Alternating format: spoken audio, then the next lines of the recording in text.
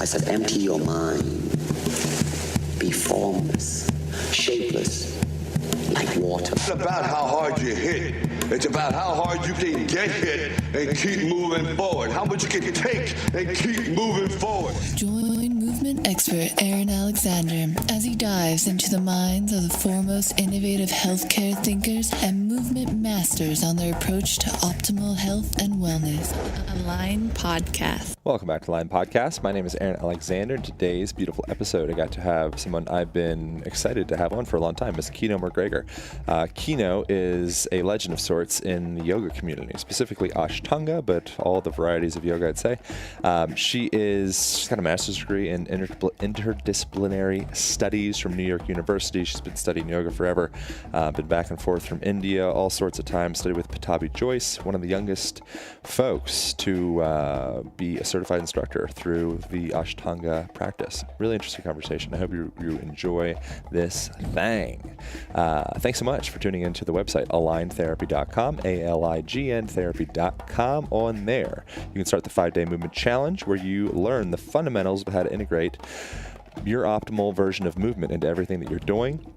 Every moment can become an opportunity to move and think better if we have the right education to do so, and that thing breaks that down.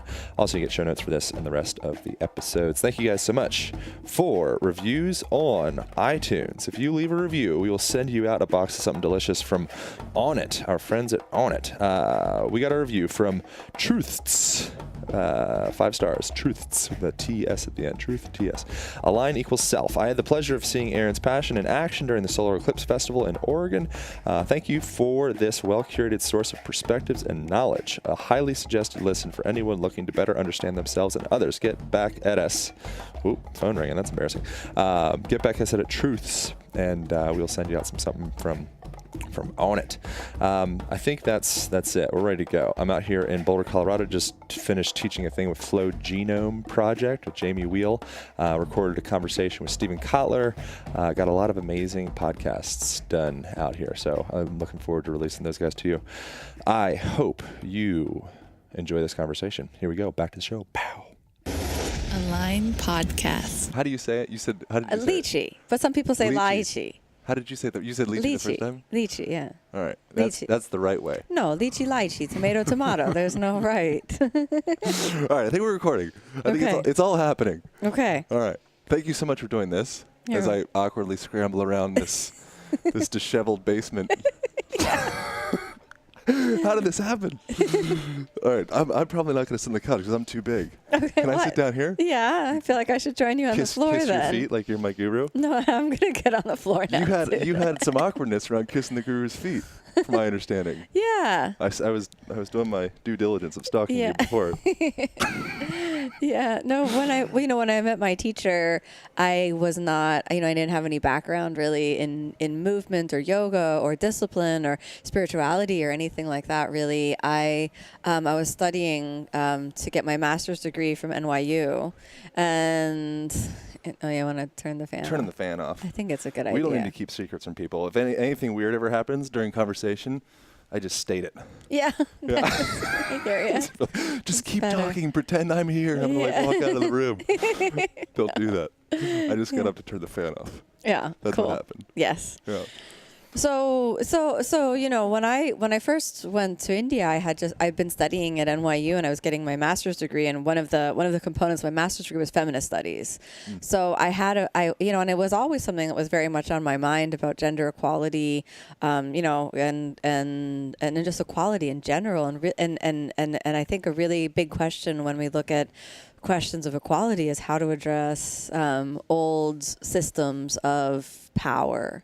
And this was something that was really on my mind when I was thinking about going to India, because I'd heard from everyone that there was this old man who was in a position of power that you had to bow down and put your hands on his feet. And I was just like, I don't really think that I want to do that, And I'd created this whole kind of scenario in my mind about how I wouldn't have to do that because I was a Western woman, and I would tell him this and he would understand and all this this sort of stuff. But, when I looked into his eyes, he was the first person that I met, and the first person I saw in Mysore. And when I looked into his eyes, it was just something in my heart just leapt up and said yes. So my hands were on his feet. Cool. Yeah. You kissed the ring. Yeah, absolutely. More than that, I flattened myself in front of it. Could we switch positions actually to Yeah. put you in front of that thing? Because it's going to be much more beautiful. Oh, sure. This isn't about me. You need whatever Absolutely. position's the most beautiful position. Oh, Now you got all these. Thank What is you. this back here, these asanas? Is this Ashtanga stuff? No, I think that This is just all the asanas. I think it's Dharma Mitra. Okay. Is what I think it is. But I think it's Dharma Mitra's yoga poster. So we don't, Correct, it's Dharma Mitra's yoga poster. on the Align podcast, we haven't really delved into like yoga specifically. And so I'm really excited to get into like Ashtanga, for example. Like what some of the differences between practices. For a lot of people, I think it's just like yoga. Right. Well, I think You know? I guess the bigger question to start is what is yoga? Right. So it is most people have this image now of yoga. It's in our popular culture and people see it as stretching or bending the body or handstand or something like that. But I think we need to even address this question of what is yoga, right? So even more than different disciplines, one of the most, there's so many different ways to define yoga, but if we look at yoga traditionally, yoga is a path to peace. And all of the poses are really foundations or platforms for us for students to dive into an inner experience. And it's a path of deep peace, a path that heals the body, that uses the physical body as a foundation for a spiritual experience. But it's always what defines yoga and makes it different, say, from just exercise for pure exercise or health in the body, is that yoga always has a spiritual intention as its heart. Or traditionally, yoga has a spiritual intention at its heart, I should say. How does one bridge that gap? I find cannabis to be helpful. Right. My 2 cents. Yeah. But to get to that point, because I feel like for me, for a long time I viewed yoga as being something like it was good for jiu-jitsu or it was good for like my stretches. Yoga for massage or yoga for runners, yoga for golfing, yoga for this, yoga for that. But Yeah. so there's this huge gap of like, okay, it'll get you these results to make you better in your, your sport life or whatever.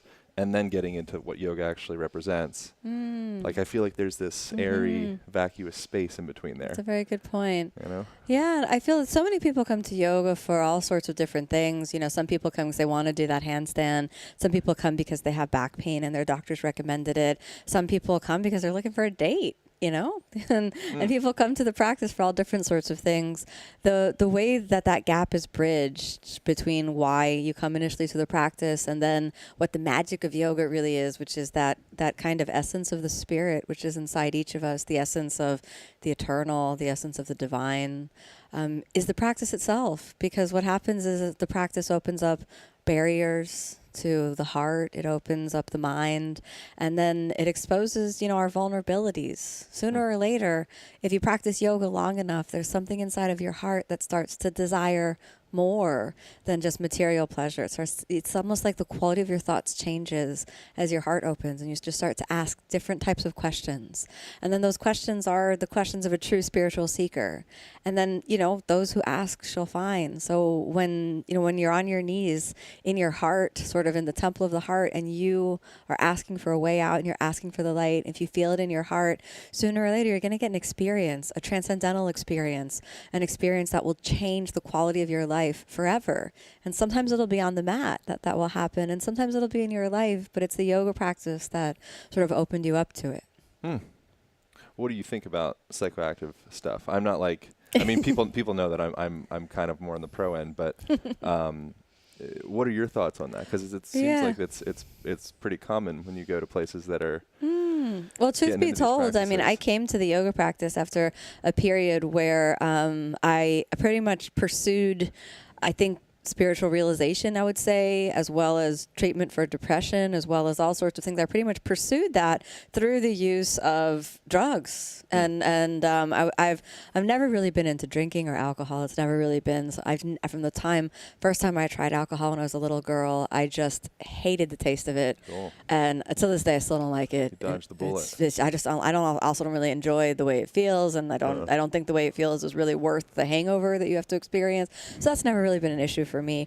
I think that I smoked marijuana for the first time when I was like 11 years old or something. Me too. And so I strongly believe that marijuana should be legalized in the United States as of yesterday, and probably around the world. But I also think that in relation to that is, if we legalize marijuana in the United States, that I think that we should have clemency for every person who's in prison on marijuana charges. Yeah. Because if we legalize it in the United States, what about all the people that are in prison because they had a few joints in their pocket and they got pulled over because they were speeding, or because their blinker was broken or something like this 2 years ago? So I think I'm in favor of that, but I'm also very much in favor of clemency for people that are in jail for those kind of small marijuana charges. Yeah, it'd be great if our jail system was set up to be, this is obviously a side tangent, but if it was set up to be actually a rehabilitation center, but that's also like a life rehabilitation.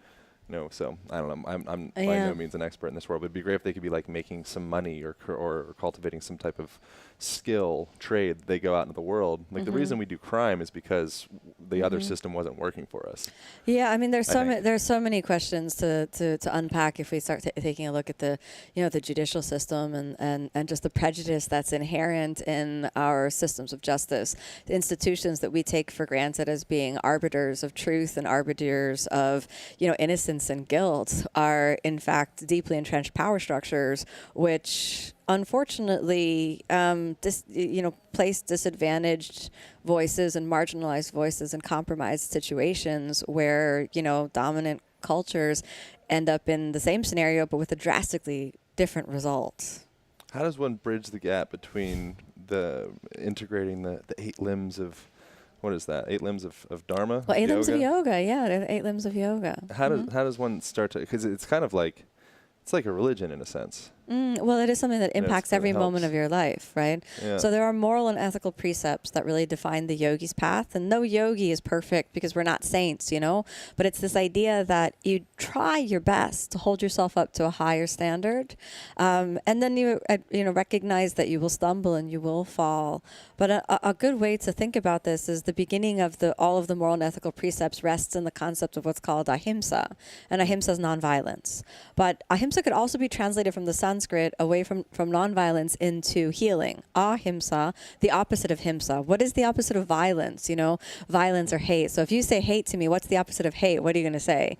I would say love. Right. So it's not nonviolence, it's love. So how does a yogi be an active force of love in the world? And what is love? So is love just peace, love, and happiness? Or is love an instrument of social justice?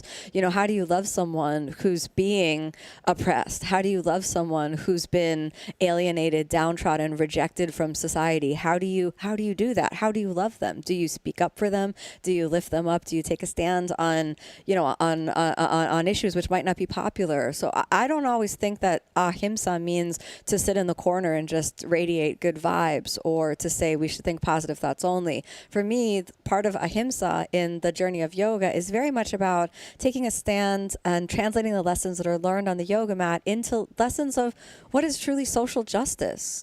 If our hearts are open and we can really look at the humanity or even the beingness of every sentient being, and we can respect that seed and that spark of divinity in every being, not just the ones who look like us and talk like us, but every being, then I think there's no other logical choice but to embrace a philosophy, a methodology, and really an ethos of social justice. Do you have any recommendations of reading for people to get into? This is like, so I mentioned I was tooting my horn about how I read the Bhagavad Gita, the translation of it, and on the way here I did an audible of the Dhammapada. The Dhammapada, yeah, that's wonderful. Yeah, and so everything that you're saying in there, a lot of it's consistent with what they're saying in those books. Is there any kind of like starting point to get into these ideas? Well, for yoga philosophy in general. Sure. Yeah. Well, I mean, maybe life. Yeah. Well, life. One book that I recommend every spiritual seeker to read is called A Path with Heart by Jack Kornfield. Yeah, I love him. And I just love that book. I feel like you have a friend for the spiritual journey, and it softens so many of the hard edges that we bring from our life into the spiritual practice. And I think it makes it's a really compassionate look on what it means to walk the path. What do you think about the Bhagavad Gita versus the Dhammapada and all those? Have you gotten into those? I Has it think been- that all knowledge comes from God, and as you connect with it, read it and integrate it and let it be a part of, what makes you a better person. One of the things that was in the Bhagavad Gita Yeah. was the power of renunciation. And so renunciation, what they were referring to in there, I think, through the translation, I'm sure it would be quite complicated to read like the proper thing. Right. But was renunciation of attachment to outcomes of the crap that you're doing. Yeah. So it's like, okay, I'm doing this because I get money. I'm doing this, but getting beyond that and say I'm doing this because it's for the greater good of humanity. Yeah, it's interesting. all the creatures. I mean, the interesting thing with the renunciation as it's presented in traditional yoga philosophy, as well as it's presented in the Gita, is this non-attachment to the outcome. The necessary component of that is faith. And this is something that many people say, oh, well, I'm not attached to how that works out. But, in the Gita, it's really interesting because if we look at Arjuna, the warrior prince, so here he is. He's this warrior prince. He's kind of got it set. But, he gets this view of the great battle of the Gita, and then his heart opens and he sees the great cost of the battle. He sees that he'll kill his uncle and his childhood friends, and worst of all, his archery teacher. And then that's what cracks his heart open, and he says, you know what, I don't want to fight. It's too much. The suffering is too great. And then that's when Krishna comes in and says, arise, young Arjuna, and face your destiny, and I'll show you how. This is your job. You are an archer. Take your aim and care about your aim. Do that with all your heart and all your soul. Aim. And in the moment you release the arrow, turn it over to me. And it will be my will that's done. I will carry the arrow to its goal. You're not the decider. You don't get to decide if the battle is victorious or not. I do. So this non-attachment that he's talking about, this renunciation, is also surrender to God, turn it over to a power that's greater and grander than you, are recognizing humbly that you're not the decider. You might be an actor, you might have a part to play, but the grand vision is bigger and grander than you could ever imagine. And if you see that, then you can live in a surrendered state where life happens through you, not to you. Yeah. I like the metaphor of the arrow, the archer, and the bow. Pointing and finding the destination. What challenges you with faith? Is there any stuff that stands out that's daily challenges, weekly challenges, something that's...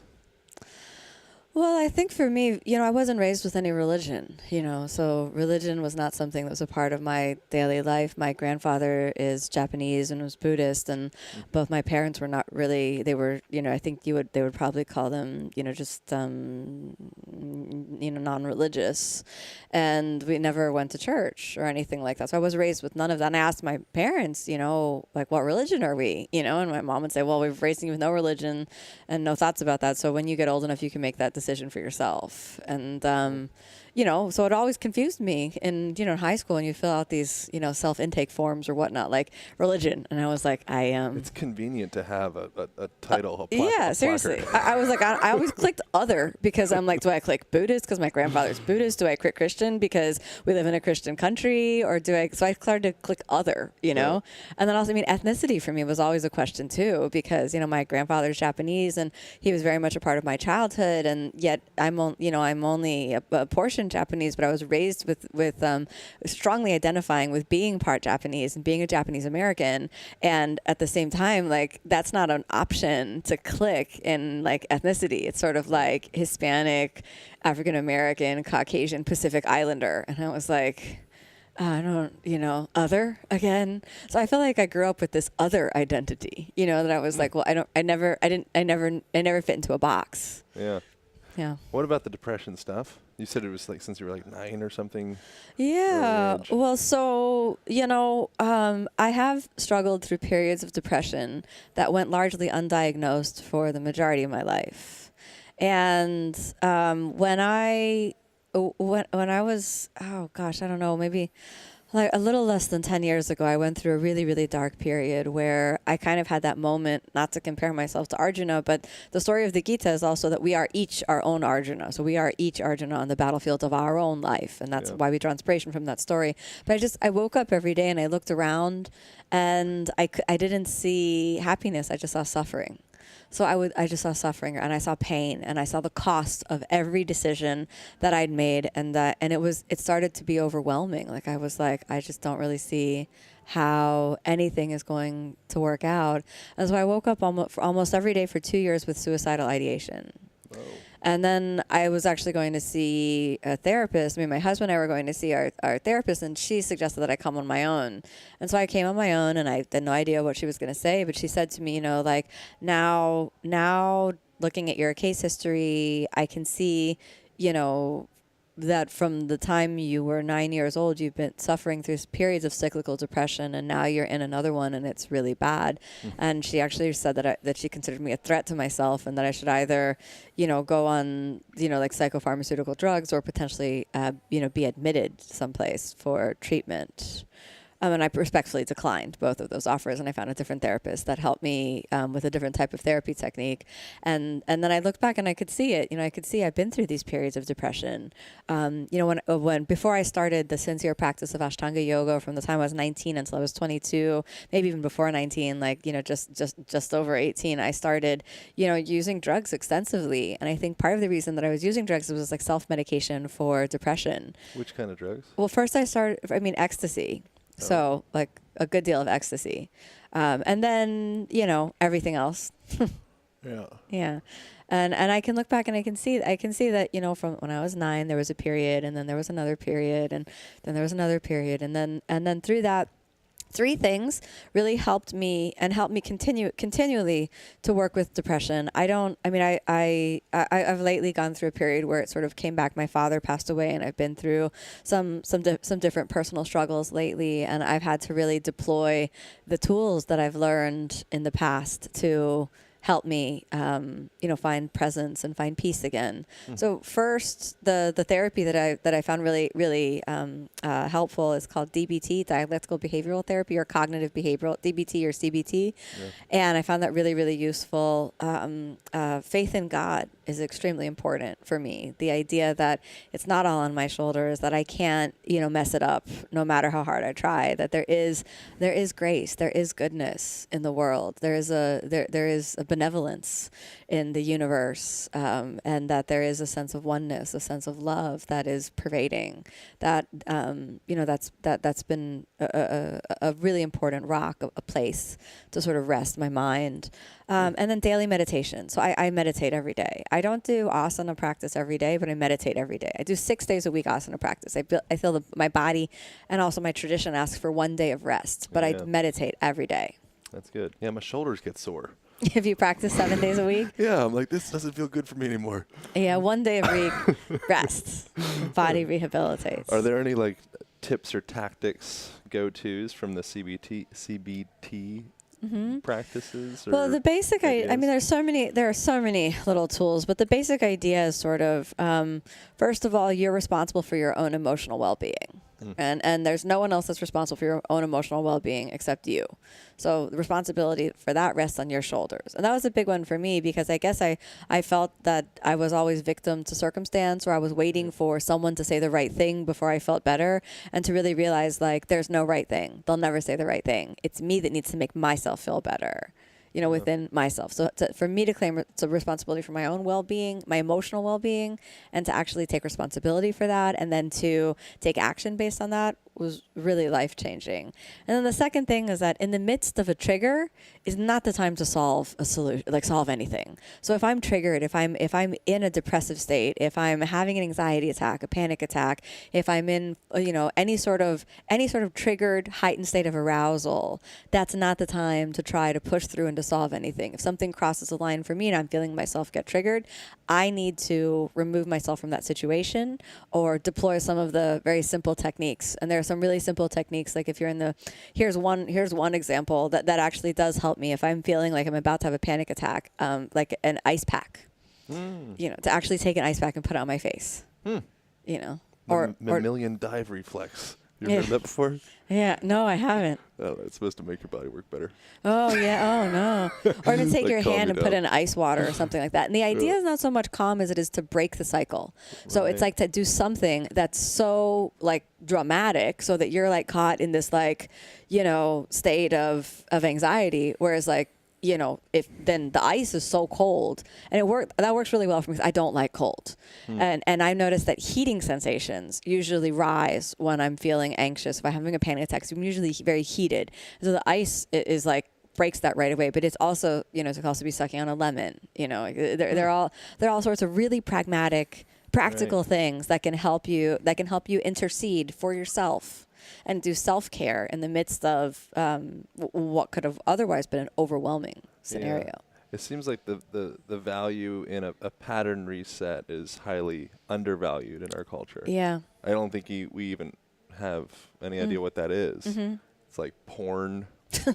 Yeah. Or like cigarettes. Yeah, which are not. Like that just increases adrenaline and arousal. Do you know what I mean? Right. That's only more of the same, right? Yeah. And we're all in a trance. So what you're talking about that we lack in our society is a way into presence or a way out of the trance. And so there's so many ways we go into trance, like whether we're you're in any sort of addictive, neurotic, compulsive state where you're smoking one cigarette after another, or you're love addicted where you're in one relationship to another, you're constant need of approval. People do this, get that like dopamine hit from checking social media. How many likes do I have on this post? Oh, look, I got a lot of comments, and we get a little dopamine hit in our brain. We treat it like an addiction. Or some people do that with pornography, where then they get they just want to watch more and more of it, and then that defines, that's kind of like that in their mind all the time. Some people do it with power or work. They get up and they're right in the game. They're in their emails, right? They jump out of bed at 5 a.m, and then their phone's been buzzing all night, and they just jump into it, and it's like we're all in this trance.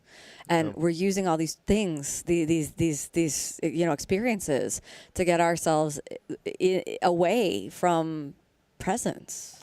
How do you navigate having a bajillion followers on the social media? Is there a wig you out? Yeah, I feel. Complex? No, I feel very grateful is what I feel. Good. I feel a sense of gratitude because I feel like these are real people that have followed me, and then sometimes people come to class, and I just feel like this is a real person that has a potential to heal their lives and bring more love and more light into the world. So I just feel really, really grateful. I feel really, really blessed, and at the same time, I try not to take it personally.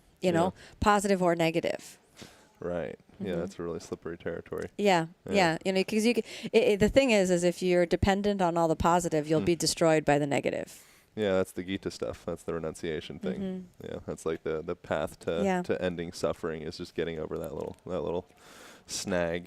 Yeah, just a little snag. Just a little snag. Are there any other pattern resets that you do? Well, the Vipassana, the course that you're going to do, is amazing. Shit. I'm kind of pooping my pants about it. It's going to be amazing. You're going to hate it for 3 days, or you might not. You might, right. It depends on the state of mind that you're in. Like I found the first one, I've done 3, and I'm planning to do another one this fall. Oh, cool. And I really, really recommend it. I think what it felt like for me was like each day of the Vipassana was like worth 1 year of life learning. Wow. And I came out of the first one and I felt like I'd been like a like system reset, and it was amazing. It was like I saw the world anew, and I was a different person. Yeah. I was literally a different person, and it was amazing. Wow. The first one I did, it was just so amazing. So I'd been in India for 6 months doing yoga, and so I went to Nepal, and I was going to spend time in Nepal, and I joined this Vipassana, and it was just this very flowing, sort of blissful experience. The second one I did, I was in a relationship, and I had a lot of attachments in the material world and creature comforts and this sort of thing. And so I went to the second Vipassana, and I just had 3 days of kind of suffering.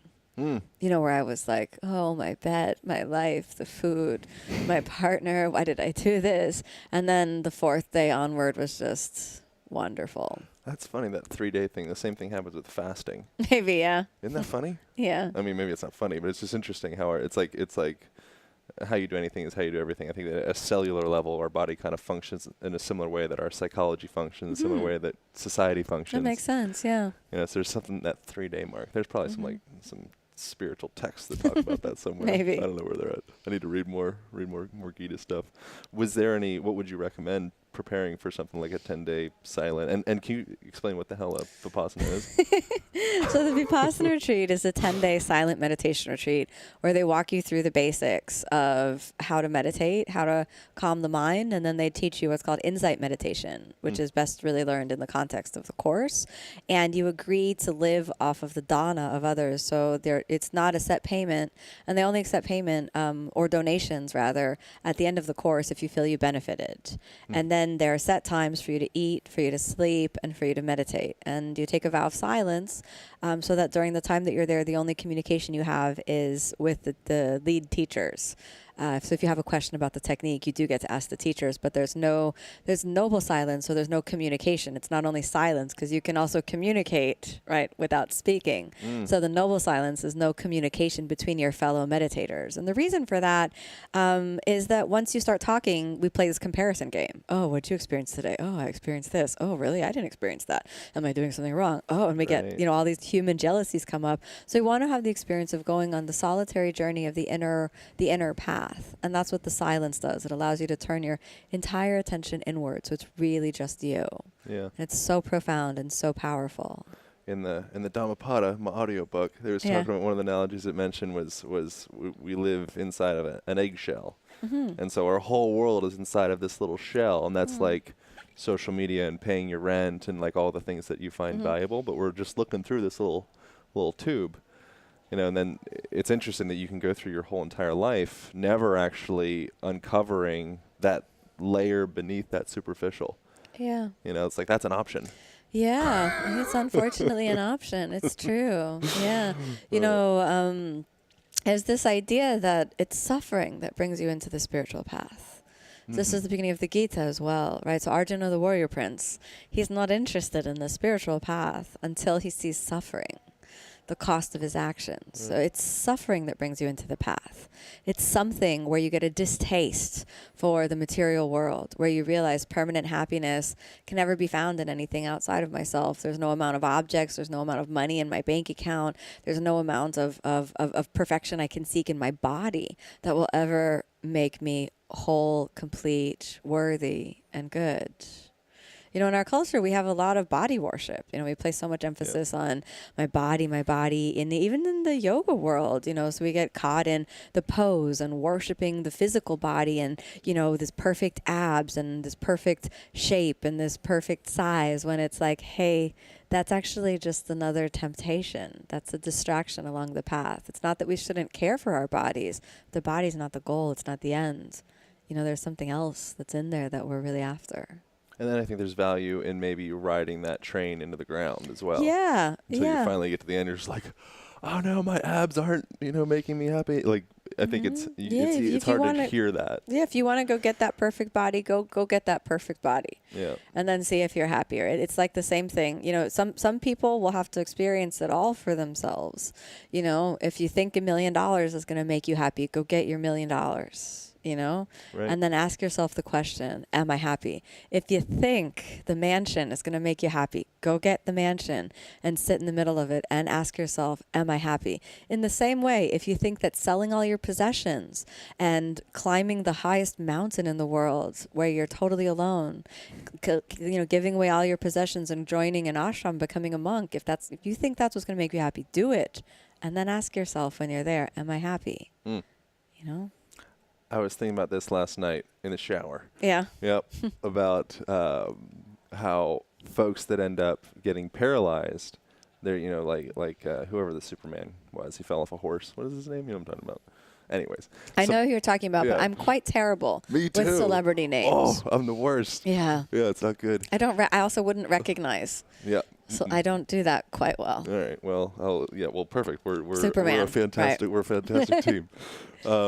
But we're so impressed and enamored with people. It's like that ended up managing to get their legs to function again. To create that connection again. And I think we never are really taught the power that we have if we do concentrate our energy into one direction. But it takes all that suffering and all that, just like make my body move, like everything into that. And then all of a sudden you can compress your energy. I don't know what the hell I'm talking about right now, but it just kind of seems like you compress your energy into a point and and really make almost anything, including getting your legs back maybe. Yeah. But we can apply that to other different levels as well. Yeah, absolutely. It's immense. know? It's immense mental focus. You know, before my father passed away, he suffered from quite devastating and debilitating strokes. And after the first stroke that he had, he managed to recover a good deal of mobility and cognizance. But the amount of effort that it took just to have him regain mobility in the fingers was so intense, you know? And then after the second stroke, it was so debilitating, so that even, you know, he wasn't really able to make much progress at all. And any progress, even the smallest amount of progress, was with so much effort. Yeah. And I think that perhaps in that instance, or any instance, if you take away one sense, all of a sudden the other senses become more powerful. So maybe in said instance, it's not about making the body work again, but now that the body doesn't work, perhaps that opens up more bandwidth to go deeper into whatever said path. Yeah, I don't know, I'm just spitballing. I mean, it could be. I think that, well, I don't know about other stroke victims, but definitely the bandwidth that my father had was, I believe, very much preparing him to cross over. Right. I think I spent the good part of 3 years praying for a miracle every day and hoping that he'd get better. And every sign that I got in a dream or a vision or something like that, I just took it as kind of evidence that he would get better. When if I look back, I can see that it was actually, it was actually, a sort of premonition that he was going to cross over. And so, I mean, I think that that's also a journey. Death is also a journey. It's a crossing over and perhaps a return home.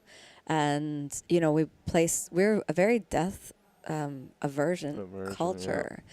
So, there's wisdom in those who are approaching the end. And I definitely experienced that around my father. And it was a very special time to be with him then, and also very sad. What did you gather from anything? Well, I think the first thing is that truly our time is limited here on Earth. It's so limited, and I feel that the time we have is extremely precious and extremely valuable, and it just seeing and coming to terms with my father's passing, and the period of time from which he was suffering, from strokes and from congestive heart failure and diabetes and pneumonia and cancer and just everything that ultimately took his life, really made me see the preciousness of life, and also how irrelevant so much of what we spend our time on is. All of the petty disagreements between people that are important to you, people that you love, I feel if you see it in the perspective of life or death, so now I just feel like whenever I say goodbye to someone that I love, I want to make sure that in case it's the last time, that they know that I love them. And I feel inspired to just take the dramatically bigger picture look at things and realize none of that matters. None of that little stuff matters, whether or not this worked out or that worked out. It's the quality of love in each interaction that matters. And if I have so much time here left, what do I want that time to be about? That's what I feel. I feel this kind of urgency about each moment that I spend here on Earth remaining, that I want it to be about something. I don't just want to waste it on, answering comments or answering emails. I want it to stand for something. I want it to mean something, in big ways and in small ways as well. Is there any? Do you do like visualization of what you want to be in 5 years, 2 years, 10 years, doing stuff like that? A little bit. I mean, I used to do a lot more of that. I feel right now what I feel is possible is that there's a place that I don't know where I'm going. Right. And rather than trying to figure out, where it is and what I'll do, I feel more available to let things happen through me. Whereas in the past, I think I used to think about, markers of achievement as it measured in materiality. Yeah. Whereas as I'm looking forward in the future, I'm not as interested in the particular form the material takes place, but I'm more interested in the quality of the spirit as it's manifesting through me. So if I look forward into my life, what I feel like I start to see is the possibility of the dramatic power of spirit, the dramatic power of love, and those really kind of coalescing to do what they want to do in my life, so that there's more love, there's more peace, there's more light in everything. How do you define spirit? Gosh, that's a good question. Well, we can take spirit traditionally in yoga as Purusha, the spark of the divine, the spirit of God, the Holy Spirit, and I think if you've never had an experience of the spirit, I mean, the only way to really think about that is like that moment when you first fall in love, but not attached to any person, transcendent and pure and warm and vibrant and alive and sort of pulsating with every cell of your being on the physical, but way beyond.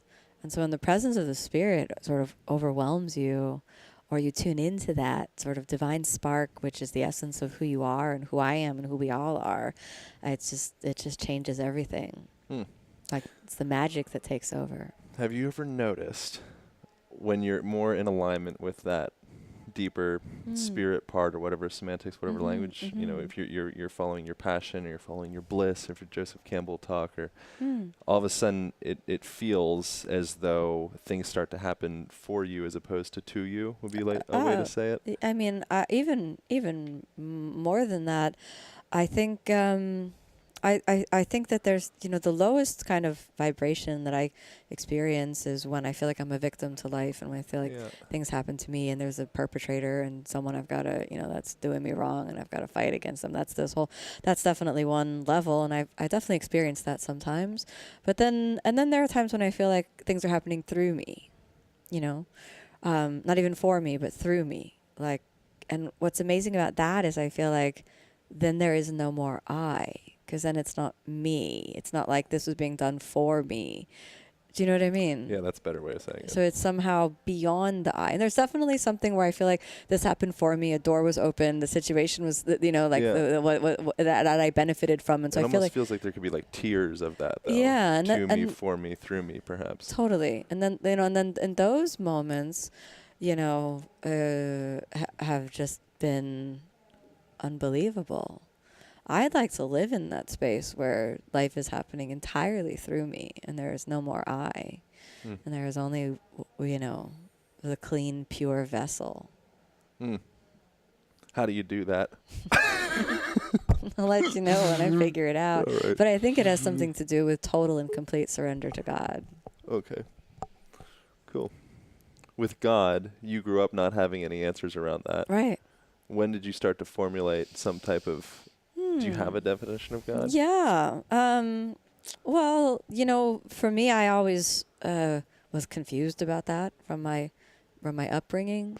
And then I would have these experiences through my yoga practice of sort of a divine eternal presence. And I would use all these words like the love of the universe, the shimmering oneness of source energy, home, our spiritual home, the great oneness. I mean, I came up with so many different names. My yoga teacher in India would always say, do your practice, think about God. And then he would say, any God you like, or your God. So he was not trying to convert people away from their own faith, And traditionally, it's said in India, and also my teachers there say that there is truly one God, but that it is our understanding of God is bound by our culture. so that we have our own cultural interpretations of this. And what's interesting is for me, it took a long time before I made peace with the usage of the word God, but it was really through the practice that I would experience these moments of eternality, these moments of love, these moments of deep peace, these moments of oneness. And I finally realized this is the presence of God. And then on a totally other level, I sort of lived with that awareness for some time, and I would pop into this level of awareness, and I'd pop out of that level of awareness. I'd be sort of like, oh, and then there is this presence of God, and then I'd go back into feeling like a victim or something like that. And then, I always, after my guru passed away, I always kind of wanted another guru. But, God is the ultimate guru. Yeah. I always really wanted something like that. And then I had this experience for me where I was on an airplane. I travel and teach, quite often in different cities around the world. And I was on the way to teach a workshop. And I was on the airplane, and I had this open vision where, I was just sitting on the airplane. I was about to, watch a movie on the airplane, because I feel like that's a good time to, there's no possibility of doing anything else, and the seats are uncomfortable. So sometimes it's cool to watch a movie or something. I was about to do that. And then I had this open vision where the world turned white. Everything was totally white. And then there were these clouds that opened, and suddenly I saw these clouds appear, and then the clouds parted, and then this like brilliant sort of light appeared. And, out of the light, standing before me was Jesus Christ. And I was like, my first reaction was like, you've got to be kidding me. I am not one of these people. Right. You know what I mean? I was like, that was my first reaction. I thought. It's like finding out you're gay. Yeah. Where you're like, it's great. I'm glad you're gay. Like, I'm totally in support. But if you're like 13 and you realize that, you're like, oh man, this is going to be a lot harder. Yeah, maybe. I was, but I just had this reaction. Maybe that's a terrible analogy. No, well, it's because you're your nature, So, but so then that was my first reaction. And then my second reaction, very much like when I met my teacher. So I had all these thoughts. My heart just leapt up and said yes. I think something in me recognized the true guru in him. And then he put his hands on my head, and I went onto my knees in the same way that I met my yoga teacher. And then I felt this wave of peace and love and, presence wash over me. And I just stayed kind of immersed in that space for a long time. And then at some moment he took his hands off and left, and then I'd opened my eyes, and I was like, my eyes were rolled in the back of my head. I'm sure people thought I was just napping, and the airplane had been flying for like an hour or more, That's really cool. So I kind of feel like I still don't know what box to check with religion. I want to check other and then write Jesus Christ as my guru. Oh, good. But I'm not really sure how that's going to go down in the census report. Wanted to take a quick moment to thank Thrive Market for supporting this podcast. Thrive Market is an online grocery service that you guys absolutely need to check out. First of all, it's way more cost efficient than shopping in a grocery store. They cut out the middleman, so you can get up to 50% off on most things that you'd find in the grocery store.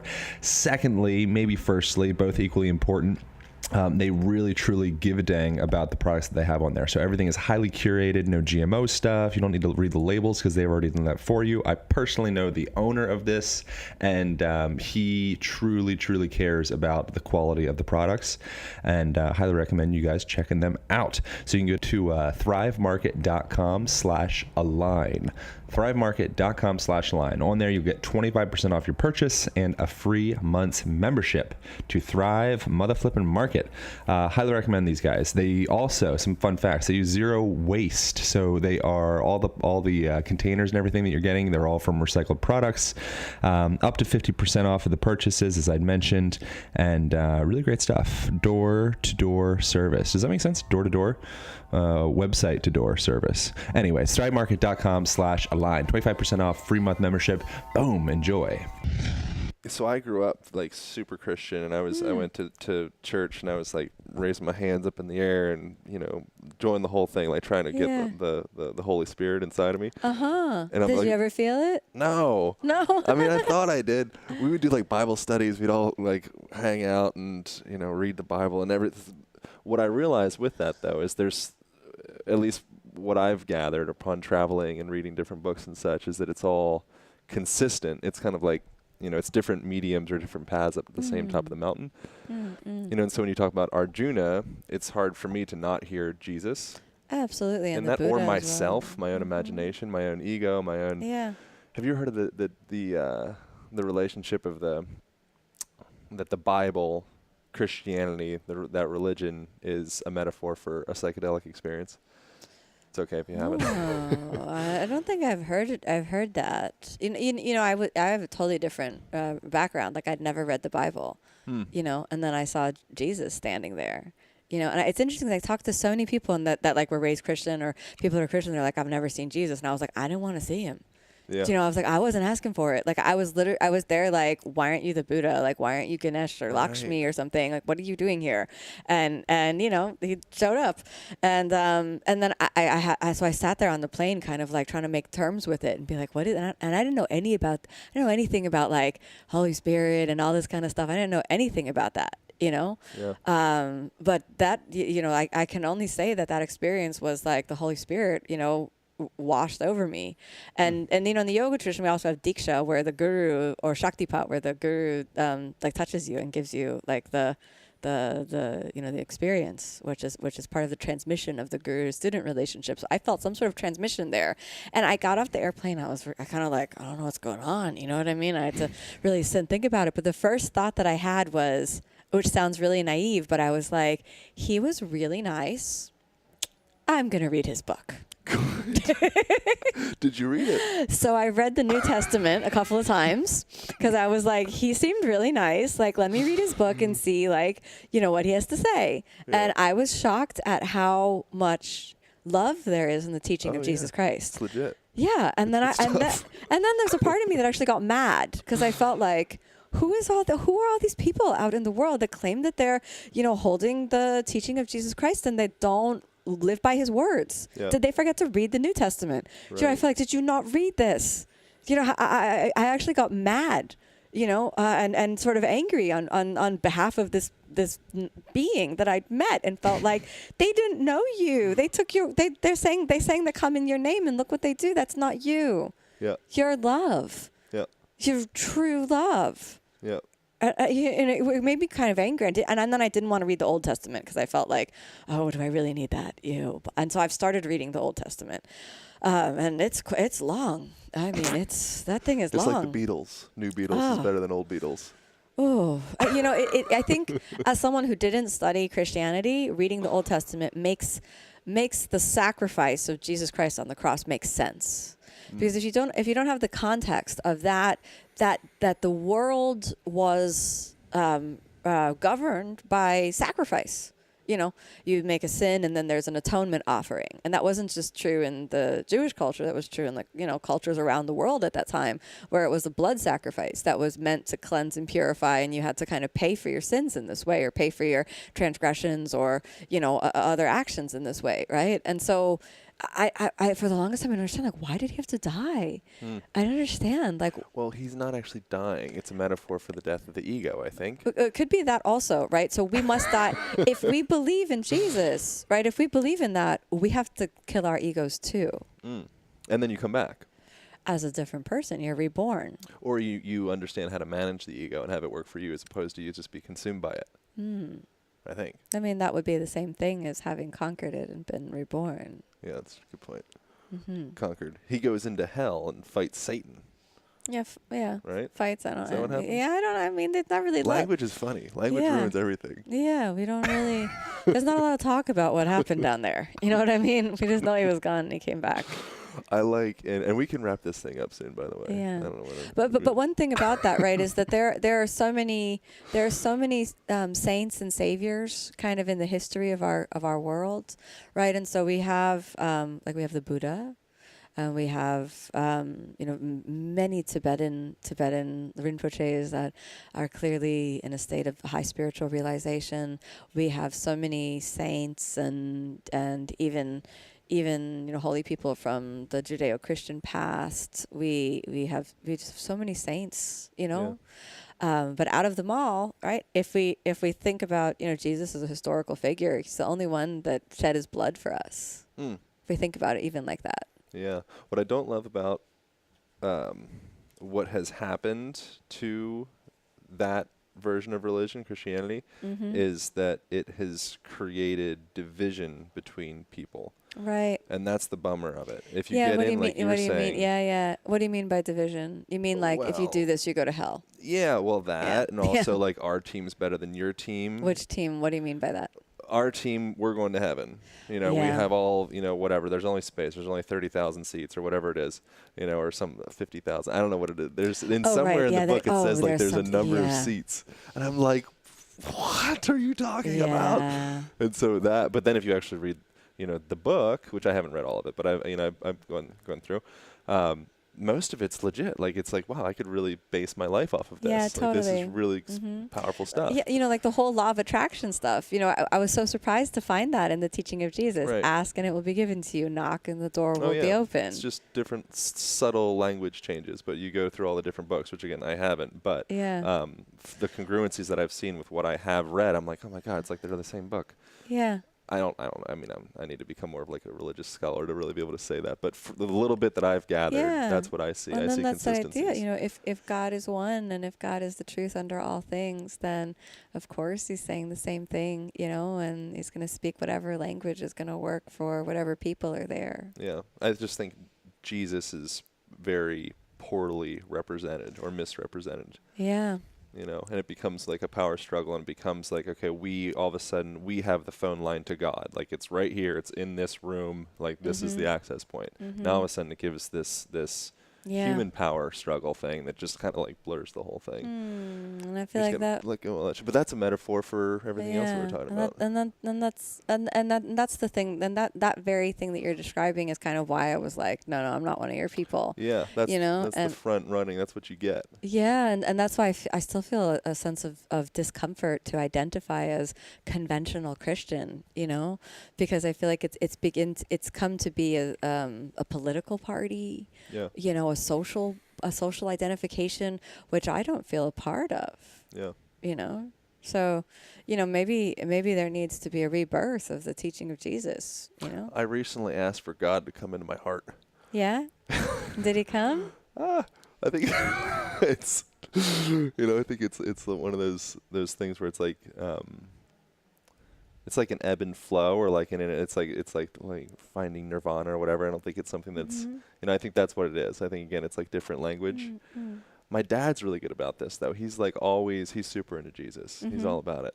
And he's like a Buddha. He's like a modern day Siddhartha guy. He went and he was smoking crack and like prostitution, like on the very end of his life, went to prison, did the whole thing. And now he's like one of the happiest people you ever meet. Yeah. It's very interesting. Yeah. So anyways. Well, I have a friend of mine who also sort of asked God to come into his heart and didn't really get a solid response. Yeah, I didn't get a solid response, I would Yeah. say. I think I need to disarm a little bit more, probably. Well, you know, the promise is ask and it is given to you, but the time frame is not always guaranteed. You know, it's not always on our time. Right? I mean, I definitely asked for a guru. I was on my knees and asking for help, and it came out of left field for me, out of nowhere. Right. Years after I'd asked. Cool. Yeah. All right. Thanks so much. You're welcome. Appreciate it. You're welcome. There was other stuff I wanted to talk to you about, but maybe at some point. My dad, he's going to get a place in Florida, I think. So maybe I'll Awesome. frequent the Florida territory. How do people learn more? What's like? Are there like online programs? Yeah. Gosh, stuff? so if you want to practice with me, you can practice on my online channel called OmStars, which is omstars.com, and I've curated all the classes that are on there, as well as have a lot of my own classes. There are over 1,000 classes with me and with our highly curated team of teachers. And I also travel the world and teach. So I'm often in different cities teaching, and all that stuff's on my website. I also have written 4 books. I'm working on my 5th book. And so all my books are on Amazon. You can just put Kino, MacGregor on Amazon or any other independent bookseller that you like to frequent, and that'll come up. Cool. Any final words? I just want everyone to practice. I feel like practice is the great equalizer. So I feel like practice is the thing that rips your heart open and lays you bare. And practice is the thing that, if you're acting outside of love, if you're acting outside of your own integrity, practice is the thing that keeps you on the path. So I just want everybody to practice. It doesn't have to be super athletic handstands every day. It can just be 5 minutes a day of very simple, basic yoga. And I think this has the power to change the world. Consistency seems to be important. Like brushing your teeth, huh? So imagine if you only brushed your teeth randomly. Would that be very effective? Yeah, right. Not so much. Unless you're flossing. If you floss but don't brush, I don't know if there's any dentists listening, but I'm sure. Lots of lettuce. I also think that lettuce could create cavities if it was left stuck on your teeth. Oh, all right. It's a carbohydrate that would. Yeah, but think of it as a carbohydrate, right? That would turn into a sugar eventually, and probably turn into plaque and all kinds. So if you want to brush the teeth twice a day. All right, brush the teeth twice a day. And yoga you only have to do once a day. Perfect. No big deal. So that's something that I would recommend. Is before one, because my background isn't yoga per se, but I'm quite enamored with it right now. And before anyone gets any type of determines an opinion of their thoughts on the thing, I would consistently have a practice for 3 months. Yeah. And then have your opinion. Good point. And then move on from it and say, never do it again. That's fine. But consistently do that, because you're not going to really get the effects. Very true. By doing like a week. No, I agree. So 3 months is good. I think 3 months. Minimum. That feels fair. Guruji, my teacher said the minimum amount of time before you experience life changes was like 6 months to a year. Oh, all right. But 3 months to get a taster. 6 months to a year for life changes. 3 months to get a taster. Yeah, I like that. That's the recipe. All right. Recording over. Align Podcast. Thank you guys so much for tuning into that conversation. I hope you enjoyed it as much as I did. Some ways that you can support this podcast, one of which you can pick up an Align band, which is a heavy-duty resistance band. Comes along with a door anchor and a carrying case and a video guide on how to mobilize those joints and integrate that body of yours. Really great stuff. You can be found at aligntherapy.com and also on amazon.com.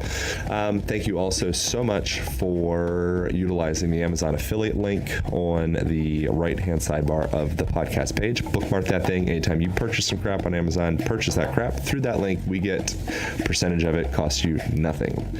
And I think that's enough. Thank you guys so much for reviews on iTunes. Thank you for listening. Thank you for supporting. Have a beautiful rest of your day. Pow.